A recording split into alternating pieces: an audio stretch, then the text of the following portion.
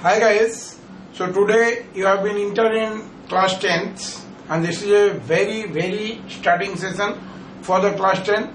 So I am going to start first chapter of this physics, which is electricity. Now electricity is broadly classified into two groups. Now one is electrostatics, this is electrostatic, and the second one is, you can say, this is electrodynamics. Second one is electrodynamics,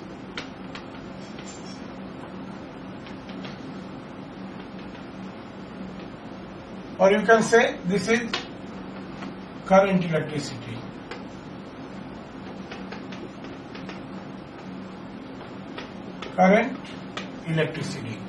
Now electrostatic, it is branch of physics.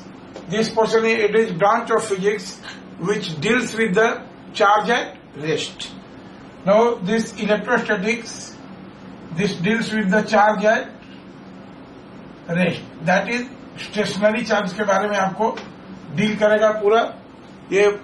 This is the branch of physics deal with the stationary charge at rest. जो stationary charge होगा उसकी क्या property होंगी, उसके क्या natures होंगे, वो क्या क्या कर सकता है, वो सारा चीज हम स्टडी करेंगे इसमें इलेक्ट्रोस्टैटिक्स में. And this deals with, this is the branch of physics which deals charge in motion, right. तो इस केस में चार्ज जब मोशन में रहेगा तो उसकी क्या प्रॉपर्टी है, क्या क्या फील्ड प्रोड्यूस कर सकता है, ये सब इसके बारे में हम लोग ये करेंगे. अब ये मोशन में भी दिस इज यूनिफॉर्म और दूसरा ये होगा एक्सीलरेटेड, राइट. तो let us start with electrostatics. अभी हम शुरू करेंगे electrostatics. Now this is the branch of physics which deals with charges at rest. तो स्टेशनरी चार्जेस की क्या प्रॉपर्टी होती है, उनको कैसे हम डील करेंगे. Now let us define what is electric charge. The first thing is electric charge. Electric charge. Now many of you will say that this is just transfer of electrons. Charge को define करते हैं कि transfer of electron, but this is not the basic definition of charge, क्योंकि induction में there is no transfer of charge. जब induction process की बात करेंगे तो उसमें चार्ज का ट्रांसफर नहीं होता है, इसलिए this will not be the perfect definition. So regarding electric charge I will you write the definition. Electric charge, it is the property associated with the matter. It is property associated with the matter. It is property associated with the matter due to which it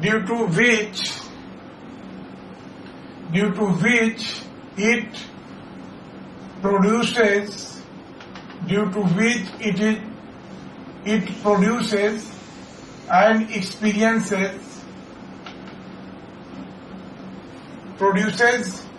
experiences electric and magnetic effect.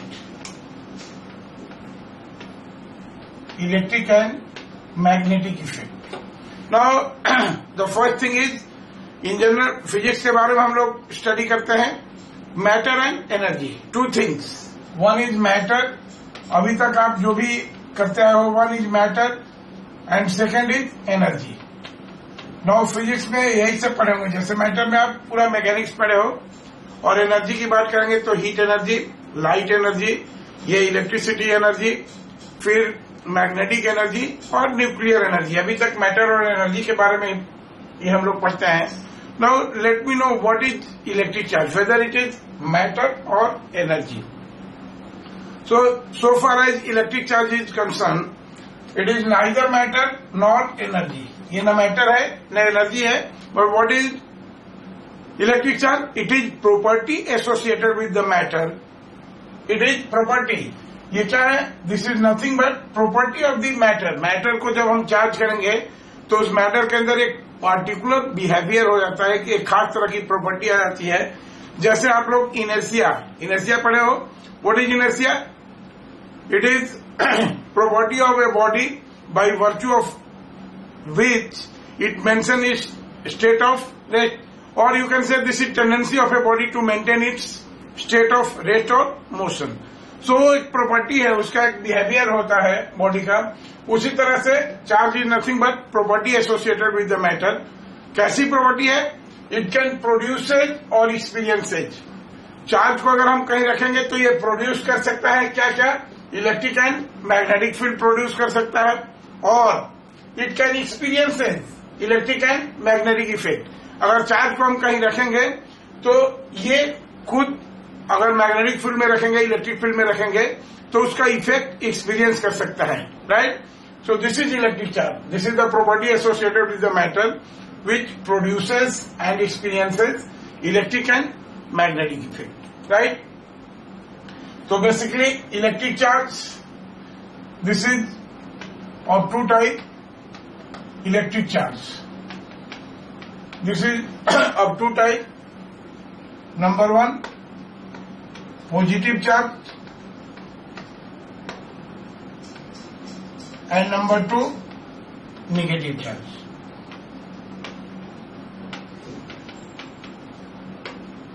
Negative charge, positive charge and negative charge, right? तो अब ये करेंगे कि positive charge क्या होता है। जैसे इसका सिंबल हुआ, अगर मान ली कि अगर कोई बॉडी ए है और ये पॉजिटिवली चार्ज हो जाएगी तो हम लोग इसको क्या करेंगे? ए प्लस से डिनोट करते हैं। एंड सिमिलरली अगर कोई बॉडी बी है, ये निगेटिवली चार्ज हो जाएगी तो इसको हम लोग इसके ऊपर ऐसा सिंबल रखते हैं, भाई बी के ऊपर माइनस साइन रख देंगे। तो क्या हुआ? ये ए प्लस कैसे बनता है? By losing electrons,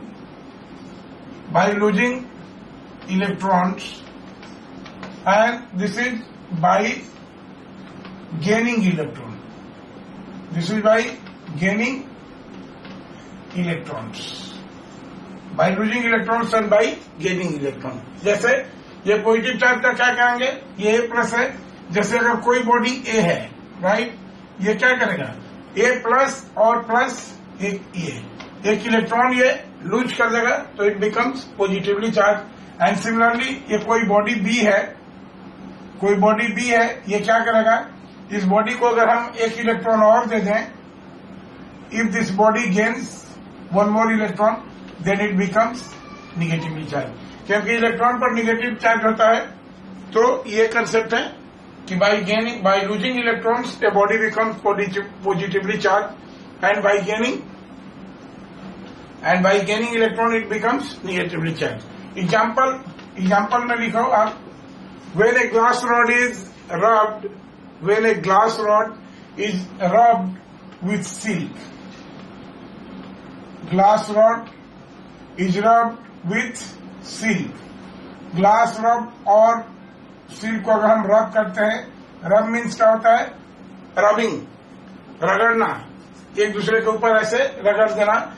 So it loses electron and become positively charged. अगर ग्लास रॉड और सिल्क को हम ये करेंगे तो ग्लास रॉड क्या करता है? इसकी टेंडेंसी क्या होती है? It loses electron. Glass rod electron लगा और ये लूज करेगा और ये क्या हो जाएगा? It becomes positively charge. और ये सिल्क क्या हो जाएगा? This will gain electron and it becomes, this silk से it will gain electron and it becomes negatively charge, right? तो लेकिन जितना whatever charge it will gain, the magnitude of positive charge, you write one more thing, the magnitude of positive charge will be equal to magnitude of negative charge. Magnitude of positive charge will be equal to magnitude of negative charge, right? Now come number 2. You come to the point to unit of charge. Number 2,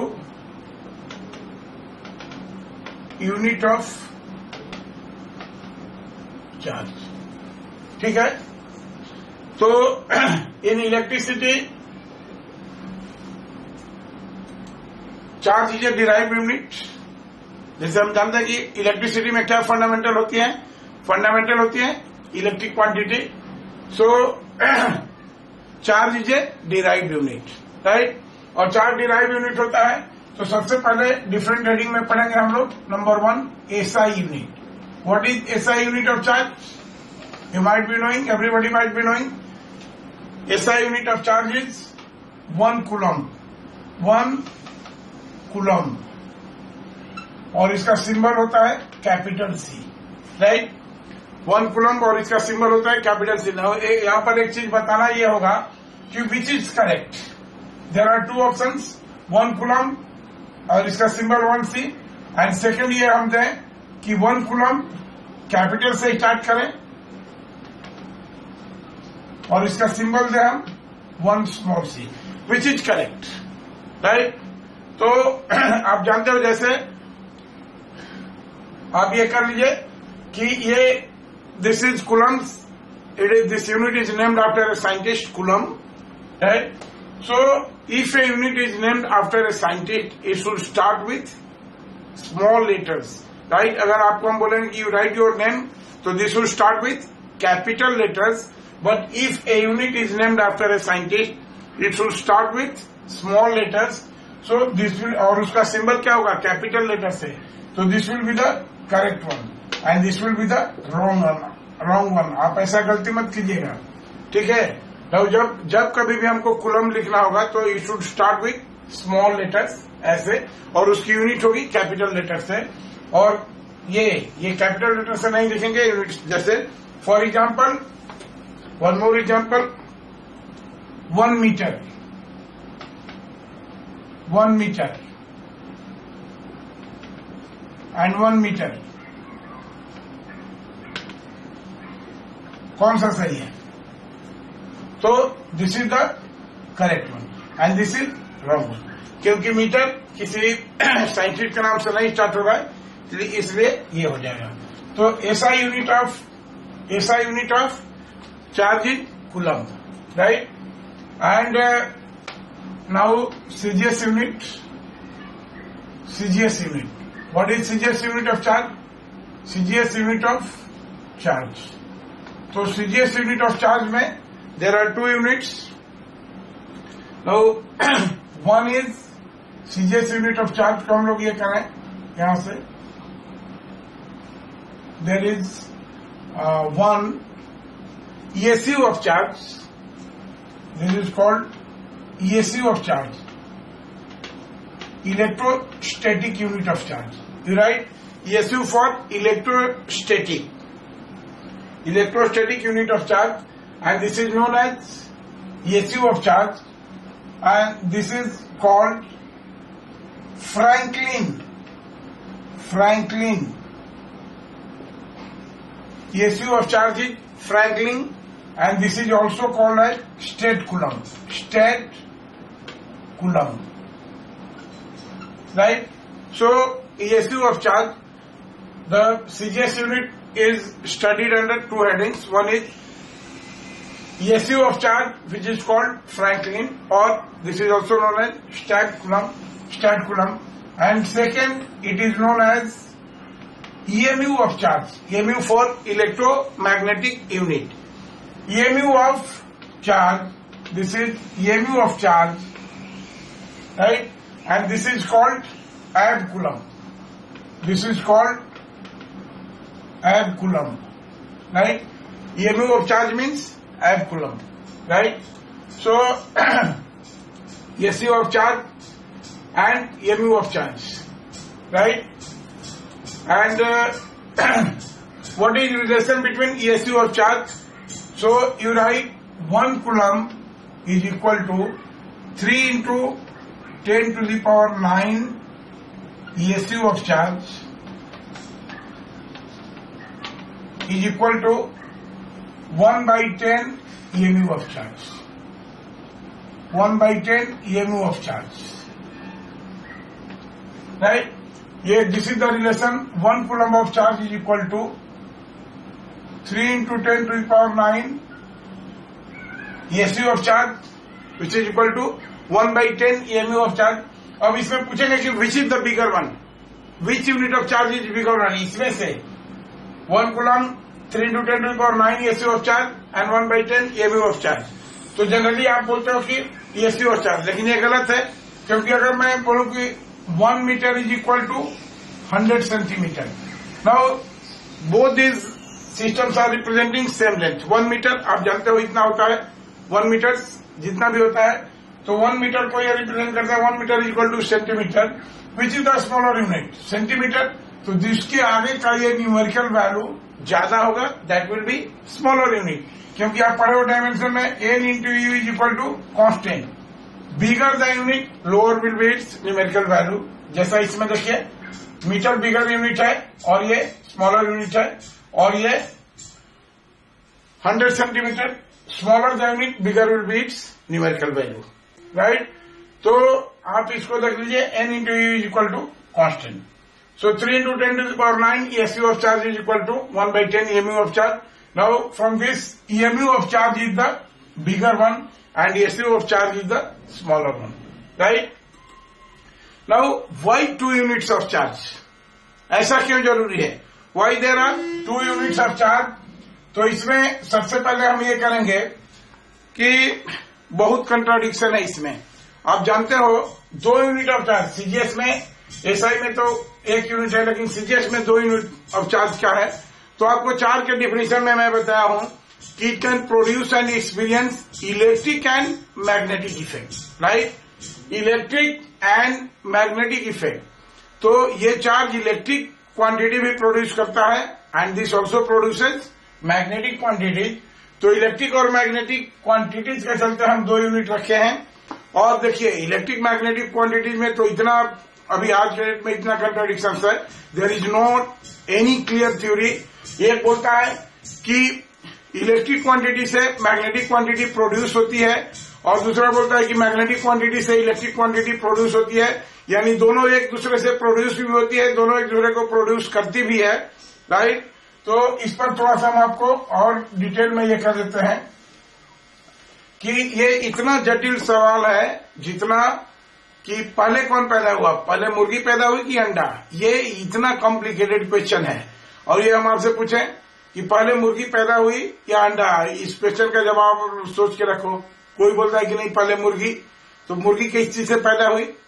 अंडा से, तो ये गलत है। कोई बोलता है कि अंडा, तो भाई अंडा किस चीज से पैदा हुआ? मुर्गी से। तो दिस इज वेरी कॉम्प्लिकेटेड।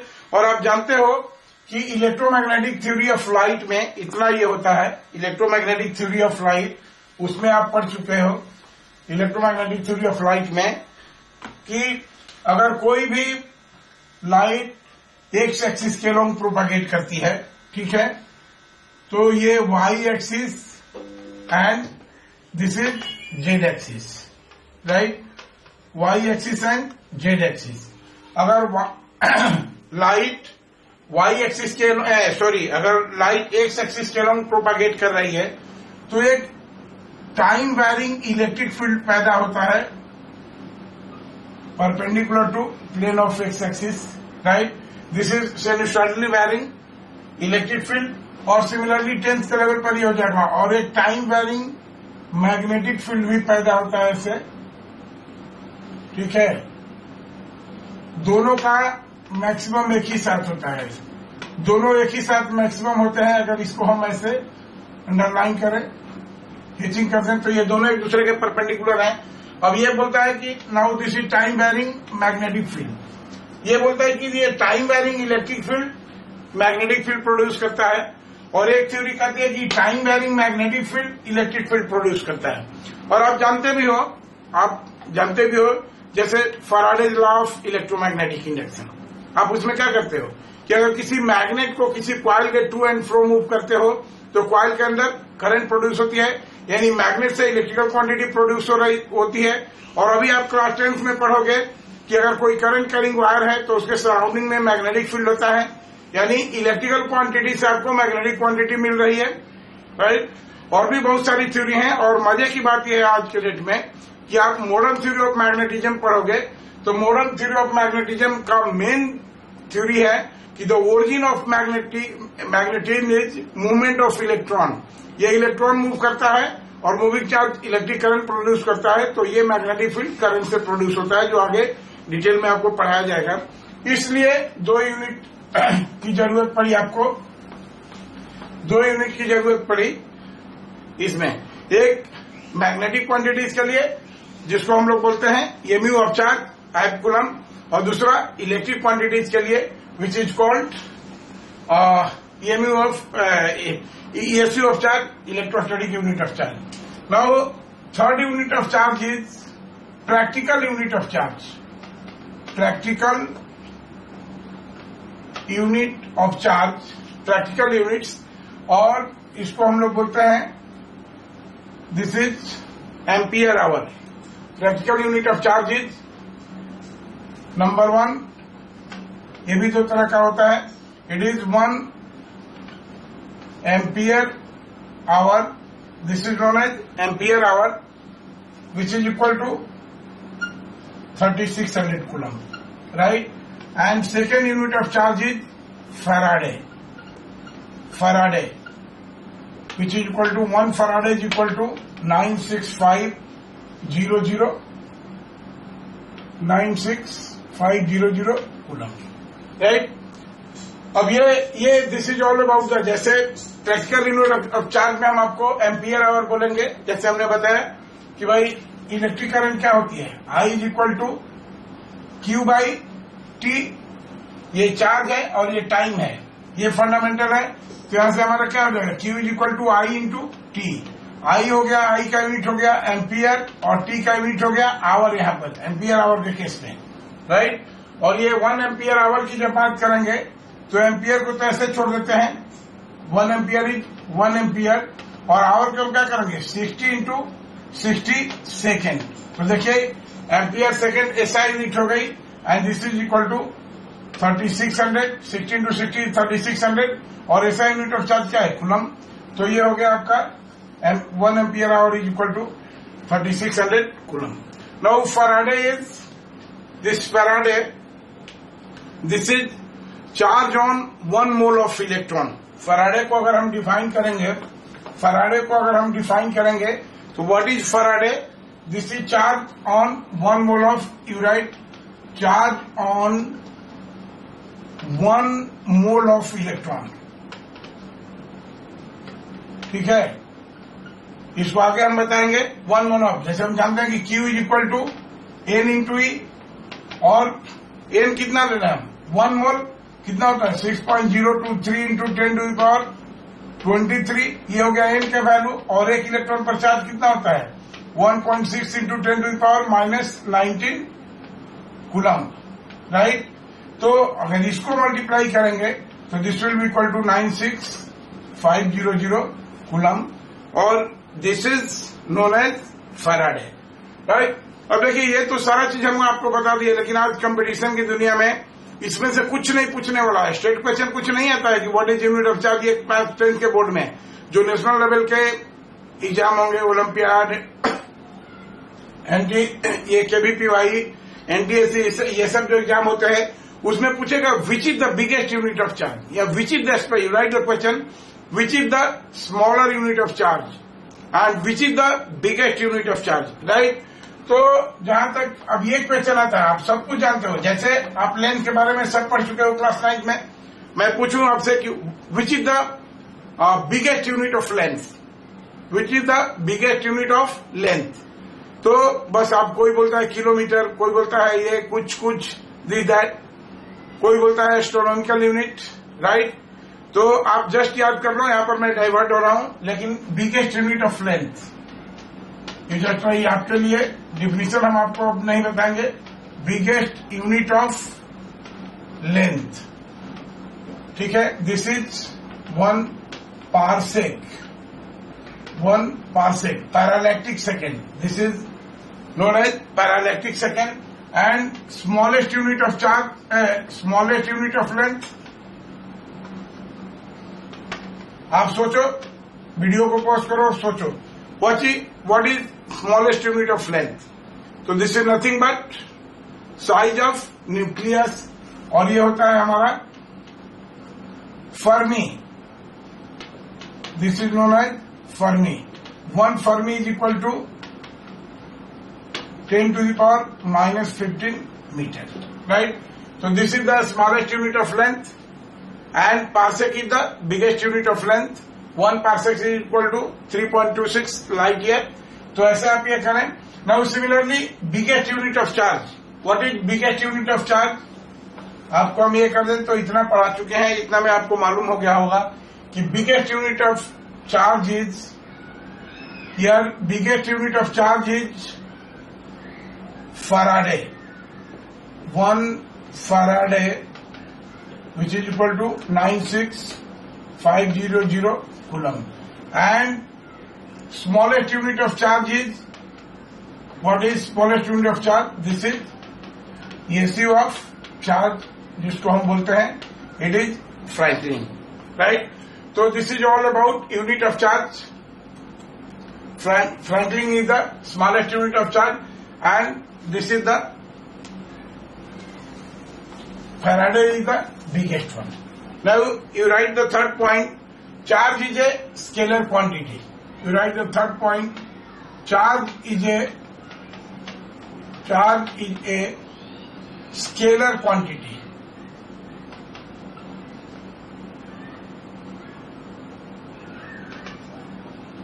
आप क्लास 9th में पढ़े हो वेक्टर एंड स्केलर. सो हम आपको बता दें कि charge is a scalar quantity. और स्केलर क्वांटिटी क्या है? The physical quantity which has only magnitude and the physical quantity which has constant magnitude, right? और वेक्टर फिजिकल क्वांटिटी हैविंग क्या? Magnitude and direction and apart from it it should obey the law of vector addition. You know this thing. What is vector? एक चीज आपको rewind हम करते हैं. आप just याद रखो vector. It is a physical quantity having magnitude plus direction. और केवल मैग्नीट्यूड और डायरेक्शन होने से कोई क्वांटिटी फिजिकल क्वांटिटी वेक्टर नहीं हो जाएगी, ठीक है? क्योंकि इलेक्ट्रिक करंट, एग्जांपल इसका ले लीजिए इलेक्ट्रिक करंट. इलेक्ट्रिक करंट अगर हम बोलते हैं कि कोई करंट है 5 ampere of current is flowing in a wire in a direction A B, तो 5 एम्पियर ये इलेक्ट्रिक करंट वेक्टर नहीं हो जाएगी क्योंकि ये ए बी का डायरेक्शन दे दिया, मैंने डायरेक्शन बता दिया और मैग्नीट्यूड 5 एम्पियर दे दिया. In spite of this thing it is not a vector quantity. Electric quantity है स्केलर क्वांटिटी. तो एक और चीज आना चाहिए कि इट शुड ओबे the laws of vector addition, right? Vector addition. It should obey the laws of vector addition.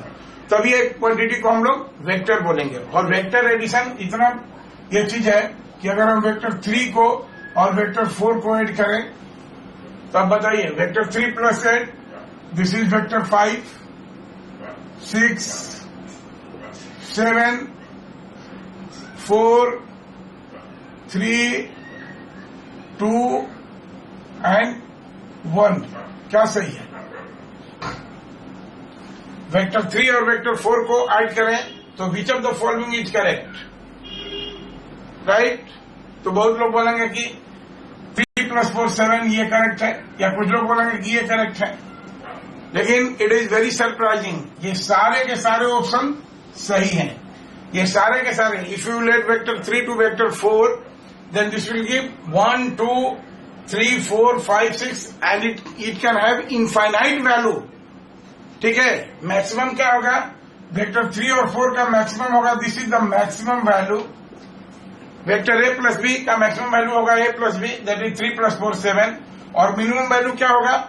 It is 3 - 7. Vector 3 - 7 3 - 4. इस माइनस का मतलब होता है कि इधर 3 - 4 और 4 - 3.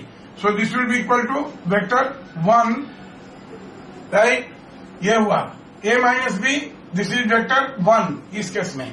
And it can have any value 1.1, 1.2, 1.3, 1.01, 1.001, 1.00001. It can have infinite value between 1 and 4 maximum, और this is the minimum value. So ये वेक्टर अलजेब्रा है. सो वेक्टर क्वांटिटी होने के लिए जरूरी है कि इन सब चीजों को भी फॉलो करे, तो it should obey the law of vector addition. और स्केलर होने के लिए क्या जरूरी है कि it should have constant magnitude. तो जो होता है इसमें, तो चार्ज लीजिए स्केलर क्वांटिटी। अब स्केलर क्वांटिटी में मान लीजिए जैसे एक बॉडी है ये ए, राइट, इस पर हम ले लें कि कोई भी चार्ज है, मान लेते हैं कि it is having +7 microcoulomb of charge, it is having +7 microcoulomb of charge. और एक दूसरी बॉडी बी है, इस पर है -10 माइक्रोकूलम ऑफ चार्ज, राइट। अब इसको ये स्केलर क्वांटिटी है, इसलिए लीजिए कि hence this is a scalar quantity, hence it should be added algebraically, it should be added algebraically. Now अगर इन दोनों चार्जेस को ऐड करें तो व्हाट विल बी रिजल्ट? देखिए, ऐड करना मतलब दोनों को इलेक्ट्रिकली कनेक्ट कर देना, किसी कनेक्टिंग वायर से हम कनेक्ट कर देंगे। अब चार्ज का फ्लो होगा और इस पर नेट चार्ज क्या हो जाएगा, टोटल क्वांटिटी ऑफ चार्ज हो जाएगा इस पर +7 microcoulomb -10 microcoulomb, right, +7 microcoulomb -10 microcoulomb, and this will be equal to -3 microcoulomb। तो नेट चार्ज इस पर क्या हो गया, -3 माइक्रोकूलम। और अगर ये दोनों बॉडी आइडेंटिकल हैं तो ये चार्ज कितना हो जाएगा, दोनों पर इक्वली डिवाइड हो जाएगा। तो दिस इज बाई, तो इस पर कितना हो जाएगा -3/2 माइक्रोकूलम, और इस पर भी हो जाएगा -3/2 माइक्रोकूलम। नाउ दोनों को अगर हम आइसोलेट करेंगे या ऐसे छोड़ देंगे, और ये दोनों ए और बी आइडेंटिकल बॉडीज हैं, तो ये चार्ज इक्वली डिवाइड हो जाएगा दोनों बॉडीज के ऊपर। तो ये हुआ आपका, this is showing that charge is a scalar quantity, right? Now you write the fourth property. Charge is transferable. You write fourth point is charge is transferable. Charge is transferable. Transferable का मतलब क्या हुआ कि charge को एक body से दूसरे body में ट्रांसफर किया जा सकता है, right. And you write what are the method of charge transfer, right, methods of charge transfer, method of charge transfer. तो नंबर वन इज फ्रिक्शन,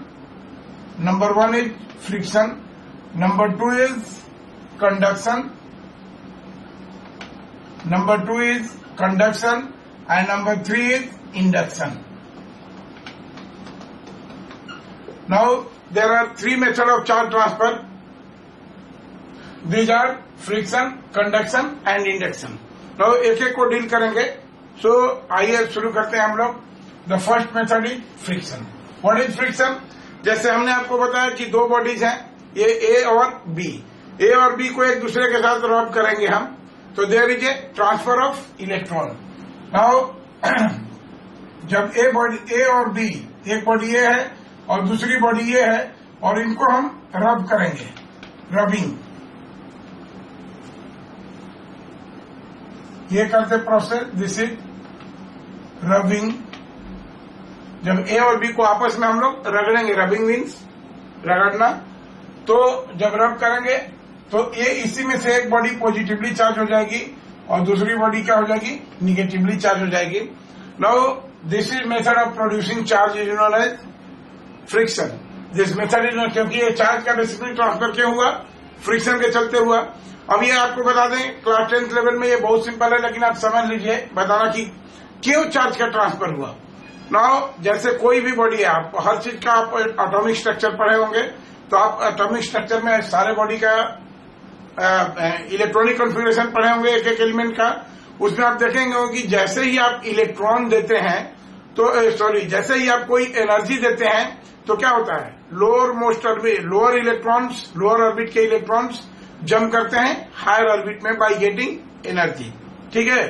तो नॉर्मली किसी भी ये क्या करेंगे, जैसे अगर मान लीजिए कि हमारा कोई भी ये न्यूक्लियस है, न्यूक्लियस के ये 2 इलेक्ट्रॉन रहे, उसके बाद में इधर मैक्सिमम 8 इलेक्ट्रॉन रहते हैं,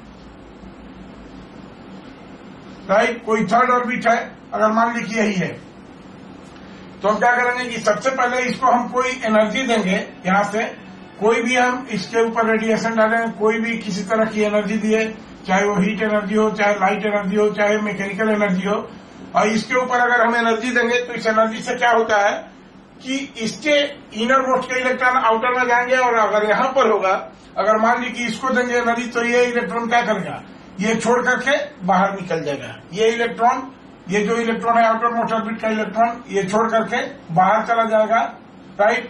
तो जब ये इसको छोड़ करके बाहर चला जाएगा तो अब ये क्या हो जाएगी, बॉडी टोटली न्यूट्रल थी, तो इसका मतलब क्या हुआ कि जो न्यूक्लियस में चार्ज था, proton total charge on proton, वो कितना था, ये टोटल चार्ज के बराबर था इलेक्ट्रॉन के, और एक इलेक्ट्रॉन इसका कम हो गया, तो क्या बचेगा, अब इलेक्ट्रॉन की संख्या कम हो गई और न्यूक्लियस में प्रोटॉन की संख्या ज्यादा है, इसलिए इस पर इफेक्टिव चार्ज हो जाएगा प्लस, ये बॉडी पॉजिटिवली चार्ज हो जाएगी, राइट।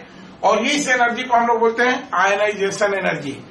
ये देखिए, ये फ्री गैसियस एटम में अगर हम कोई भी एनर्जी देते हैं जिससे चलते एक इलेक्ट्रॉन निकल जाता है, बाहर छोड़ करके उस एटम को चला जाता है, तो ऐसे एनर्जी को हम लोग बोलते हैं आयनाइजेशन एनर्जी। इतना डीप में जाने की जरूरत नहीं है 10th में, तो आप ये समझें कि उस एनर्जी को पा करके इसमें से एक बॉडी पॉजिटिवली चार्ज हो गई, तो पॉजिटिवली चार्ज वाली बॉडी क्या हुई होगी, ये बॉडी जो ये है, निश्चित तौर पर ये प्लस हुई बाई लूजिंग एक इलेक्ट्रॉन, और ये बॉडी बी है, ये क्या करेंगे, इसी इलेक्ट्रॉन को, ये जो इलेक्ट्रॉन है इस बॉडी बी के ऊपर आ जाएगा, और this will give B minus.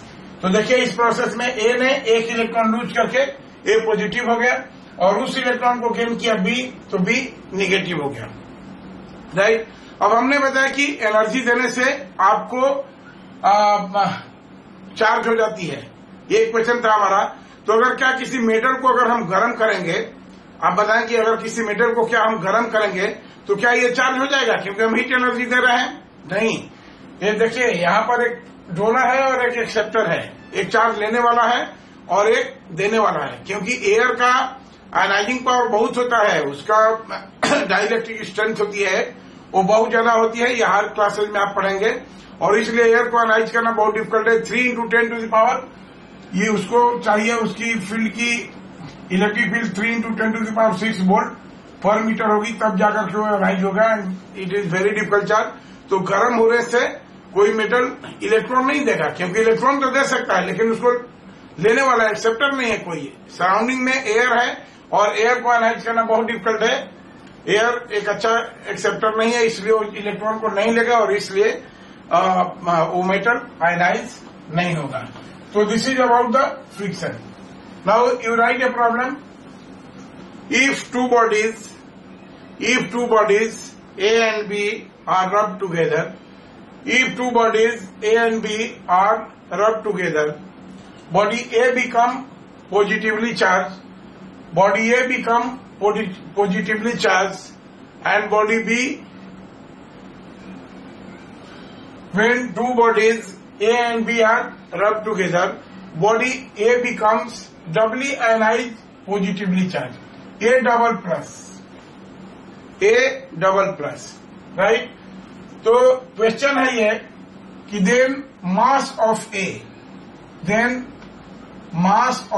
A will, number 1, increase, number 2, decrease, options हैं C remains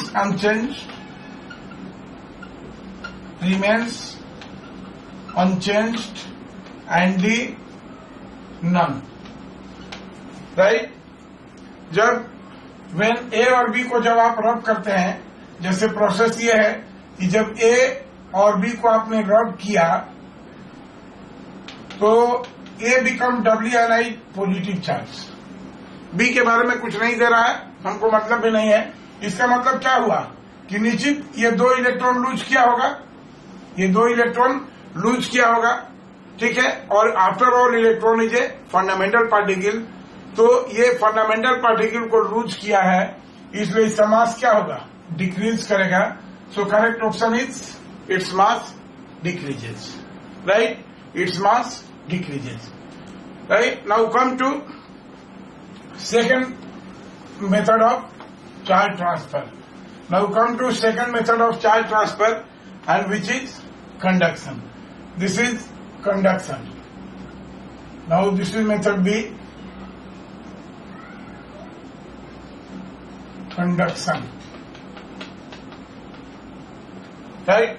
So this is a second method of charge transfer. और इसमें हम लोग क्या करते हैं कंडक्शन में कि अगर मान लीजिए कि एक चार्ज बॉडी है, जैसे सपोज ये कोई बॉडी है A and it is charged, ये पॉजिटिवली चार्ज है, ऐसे चार्ज बॉडी है. अब देखिए कोई दूसरी न्यूट्रल बॉडी है यहां पर, अगर मान लीजिए कोई बॉडी बी है, ठीक है. सिंपली इस बॉडी को हम टच करा दें इसमें, राइट. सिंपली इस बॉडी को टच करा दें, एक चार्ज बॉडी में एक न्यूट्रल बॉडी बी को टच करा दें, तो आप क्या देखेंगे कि यही चार्ज, ये पॉजिटिव चार्ज, कुछ चार्जेस इस बी पर भी चला आएगा, राइट. ये चार्ज ये बी पर भी चला आएगा, और इसलिए इस मेथड को टच करने के बाद में जो चार्ज ट्रांसफर होगा, सिमिलर चार्ज ट्रांसफर होगा. देखिए अगर ये पॉजिटिव है तो बी भी पॉजिटिव होगा, सिमिलर चार्ज ट्रांसफर होगा, और ऐसे मेथड को हम लोग बोलते हैं conduction. Conduction means physical touch necessary है. So you write details of conduction. Number 1 you write number 1, 2, 3 like that, ऐसे लिखिए. तो नंबर 1 फिजिकल टच नेसेसरी. ठीक है, physical touch in conduction, physical touch is necessary. जब किसी बॉडी को physically touch नहीं करेंगे तो इस मेथड को कंडक्शन हम नहीं करेंगे. एंड फिजिकल टच नेसेसरी होगा इसमें. Number second you write number 2, charge lost by one body, charge lost by one body will be equal to charge gained by other body. Charge lost by one body will be equal to charge gained by other body. अब जैसे देखिए मान लीजिए इस पर total charge Q था, ठीक है, और ये Q इस पर फिजिकली टच कराने के बाद में बॉडी ए पर हो रहा है Q1, बॉडी ए पर हो रहा है Q1, और बॉडी बी पर हो रहा है Q2, राइट. तो this Q will be equal to Q1 plus Q2, क्योंकि टोटल चार्ज तो जो है वो वही है. तो जितना चार्ज ये लॉस करेगा, यानी ये पर क्या हो जाएगा, ये Q1 क्या होगा, Q minus Q2. Q1 will be equal to Q minus Q2. तो charge lost by one body is equal to charge gain by other body. You write the third point. Charges on both bodies are similar. Charges on both the bodies are similar if initially one is charged and other is uncharged. Charges on both the bodies are similar if initially one is charged and other is uncharged. So right. Now you write fourth point. This is a very, very important point. Right. Fourth point is very, very important point. Whole of the charge cannot be transferred by conduction from one body to other. Whole of the charge cannot be transferred.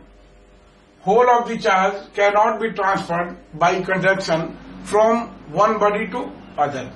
Now देखिए हमने क्या देखा, देखिए आपको एक ये बता रहे हैं कि जैसे मान लीजिए एक बॉडी है, इस पर चार्ज है Q, एक बॉडी है चार्ज Q, और इसमें हमने क्या किया कि एक आइडेंटिकल बॉडी टच करा दिया, राइट. न्यूट्रल बॉडी, ये बॉडी एक थी, इसमें हमने एक सिमिलर आइडेंटिकल बॉडी टच करा दिया. तो अब चार्ज क्या होगा, ये Q था तो दोनों पर चार्ज डिवाइड हो जाएगा, क्योंकि ये चार्ज कुछ लूज करेगा और ये चार्ज कुछ गेन करेगा. तो आइडेंटिकल है इसलिए इस पर भी चार्ज हो जाएगा Q/2, इस पर भी Q/2. अब हम क्या किया कि फिर इसको आइसोलेट कर लेते हैं, अलग कर लिया इस बॉडी को और इसको अर्थ कर दिए, इस बॉडी को अलग करके अर्थ कर दिए, राइट. तो अब Q/2 अर्थ में चला गया तो अगेन ये बॉडी क्या हो गई, अगेन ये बॉडी क्या हो गई, दिस बॉडी इज न्यूट्रल, इस पर कोई चार्ज नहीं। तो अब इस बॉडी पर कितना चार्ज है, Q/2, राइट। फिर इसको अगर हम इलेक्ट्रिकली कनेक्ट किए तो फिर ये चार्ज ट्रांसफर होगा, तो इस पर कितना हो जाएगा Q/4 और इस पर भी हो जाएगा Q/4, आधा चार्ज ये ट्रांसफर हो जाएगा, राइट। फिर अगेन इसको हम आइसोलेट किए और अर्थ किए तो ये फिर चार्ज चला जाएगा, ऐसे अर्थ में चला जाएगा और ये बॉडी अगेन न्यूट्रल हो जाएगी, राइट। तो इस पर चार्ज कितना हो गया, इस बॉडी पर Q/4 चार्ज है। अगेन इसको हम रिकनेक्ट करेंगे, इलेक्ट्रिकली कनेक्ट करेंगे तो क्या हो जाएगा, इस पर चार्ज Q/8 और फिर इस पर भी Q/8। इस तरह से क्वेश्चन है कि क्या 100% charge, whole of the charge transfer हो सकता है कि नहीं, whole of the charge transfer हो सकता है कि नहीं। 100% चार्ज हम एक बॉडी से दूसरे बॉडी पर ट्रांसफर कर सकते हैं कि नहीं। You right in form of A question, can ever, you write the question, can ever the whole charge of a body, can ever the whole charge of a body be transferred to the other, can ever the whole charge of a body be transferred to the other? Sign of interrogation बढ़ा दीजिए। If yes, how? If yes, how? And if no, why? If yes, how, and if no, why? Question है कि can ever the whole charge of a body be transferred to the other by conduction? If yes, then how, and if no, then why? Right? अब आइए, इसको हमने बोला कि देखिए ये जाएगा, ये प्रोसेस अगर इन्फिनिटी तक आप मेंटेन रहेंगे तो भी क्या होगा, जितना चार्ज इस पर रहेगा उतना चार्ज इस पर होगा। तो लगता है कि कंडक्शन से आपका जवाब होगा कि नो, कि 100% चार्ज ट्रांसफर नहीं, होल चार्ज नहीं ट्रांसफर किया जा सकता है बाई कंडक्शन। कितना भी करेंगे तो दोनों पर कुछ न कुछ चार्ज बचा ही रहेगा।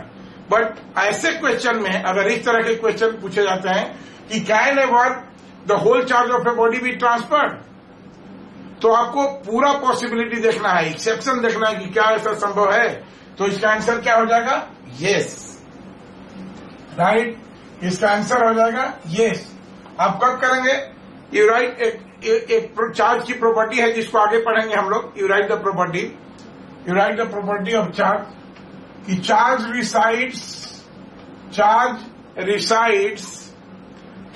Resides on the outer surface of a conductor, charge resides on the outer surface of a conductor, right. तो जब कभी भी हम चार्ज की बात करेंगे, चार्ज कहाँ रहेगा, आउटर सरफेस पर। अगर मान लीजिए कोई बॉडी है और इसको हमने चार्ज दिया ही है, तो ये कंडक्टर है तो चार्ज यहाँ नहीं रहेगा, अंदर में नहीं रहेगा चार्ज। ये चार्ज कहाँ चला जाएगा, सीधे के सीधे। This is property of charge, ये चार्ज अंदर में नहीं रहेगा कंडक्टर के, it only resides on the outer surface of the conductor, conductor के आउटर सरफेस पर चला जाएगा। ये चार्ज की प्रॉपर्टी है। अब आपको क्या करना है, जैसे मान लीजिए कि ये बॉडी है जिस पर आपने पॉजिटिव चार्ज दिया, या यही बॉडी है जो बनाए हुए हैं, इस बॉडी पर आपने पॉजिटिव चार्ज दिया, ठीक है। और ये बोल रहे हैं कि दूसरी बॉडी बी है आपकी, दूसरी बॉडी आपकी बी है जिस पर चार्ज ट्रांसफर करना है। तो मान लीजिए कि जो ये बी है ये इस तरह की है, ये बी दो हेमीस्फीयर है, कंडक्टिंग हेमीस्फीयर। इसको दो पार्ट में हम ये किए हैं, माने पहला पार्ट को अगर देखेंगे तो ऐसा दिखेगा, ये हेमीस्फीयर इस तरह का है। तो हमने क्या किया कि इस बॉडी को इस हेमीस्फीयर से कवर किया, इस बॉडी को हमने इस हेमीस्फीयर से कवर किया, एक ऐसे, और दूसरा क्या किया हमने कि नीचे से, ये सेकेंड वाला हेमीस्फीयर है, इसको हमने नीचे से ऐसे कवर